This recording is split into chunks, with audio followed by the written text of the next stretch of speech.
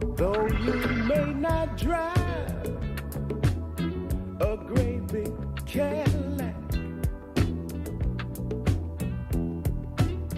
gangsta white walls, TV antennas in the back. You may not have a car at all, but remember, brothers and sisters, you can still stand tall. Hey, my name is Kelly. I'm a lady journalist. What, you don't know what a lady journalist is? I know, it sounds like Lady Stetson, the perfume you get at the drugstore, or Lady Beretta, the handgun that you put in your purse. Well, to me, lady journalist means that I serve you women. And I am packing XX. So before we start News Hangover, I just want to tell you a couple of things about me. Some lessons I've learned. The first is about making mistakes. I've been a journalist since I was a kid.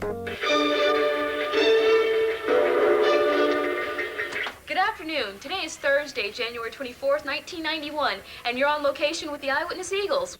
I'll tell you about that later, but probably the most hardcore job I ever had was as a food critic.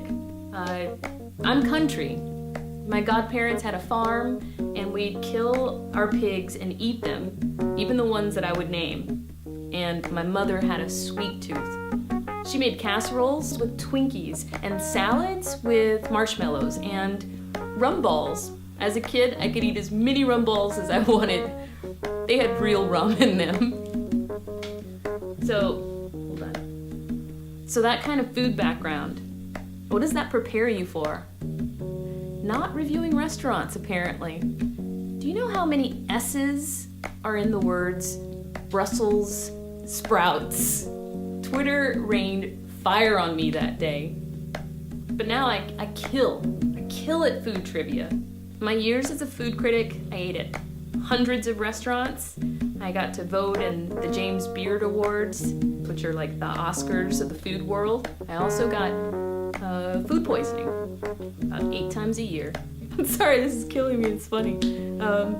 Okay, that job though was a personal victory for me. It was the biggest, hugest learning curve I've ever had to experience, which will be the same for anybody who's trying something new, right?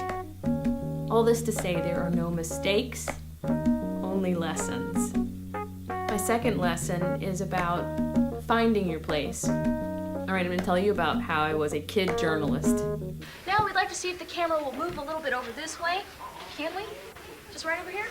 Here's a person who's silently trying to work while we're doing the announcements. Hi, I'm Keli Dailey, the announcements of the Eyewitness Eagles. How you doing? What's your name? Yen, hey. And she's hanging out in the library. This is where you need to be. Okay, on with some more announcements. So for 4 years, I would be on TV talking about chicken steak.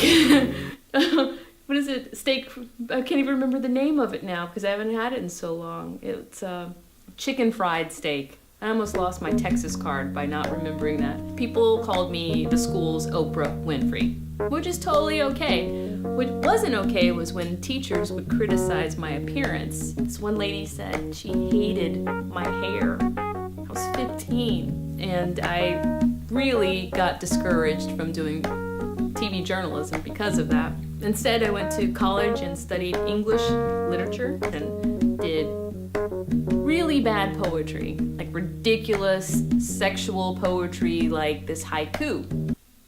Oral sex with eggs. Incredible edible. I eat out their yolks. After college, I saw an ad for a reporter job, bottom level reporter, but it was at the Los Angeles Times. Okay, to me, that was like celebrity status. Without having to make a sex tape even, I loved working there. And they laid everyone off, at least in my section after 9/11, and I wandered the earth. Literally hitchhiked through Alaska and drove up and down Highway 1 in California.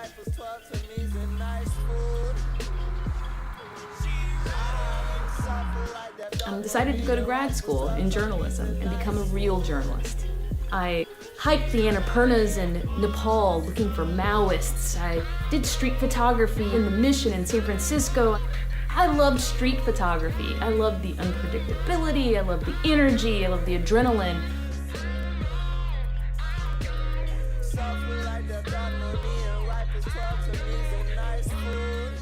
Belarus. It's Eastern Europe, right in the armpit of Russia. I'm in the metro one day. These two skinheads walk right by me, like really close, and I feel hot stares. He's like, "Get out of my country, you fucking monkey!"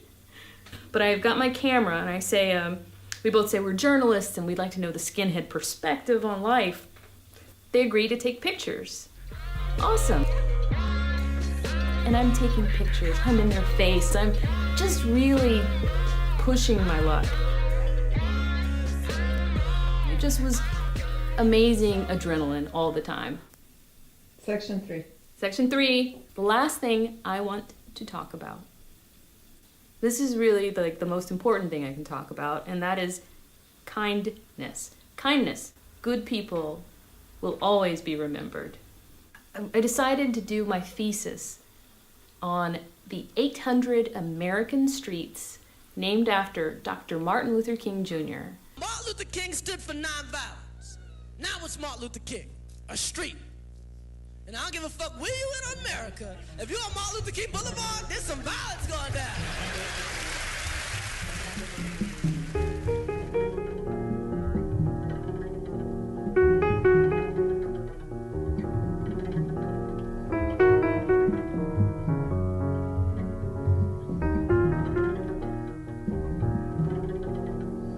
So I explored about 3 dozen of them with my camera. The funny thing is the majority of them looked the same.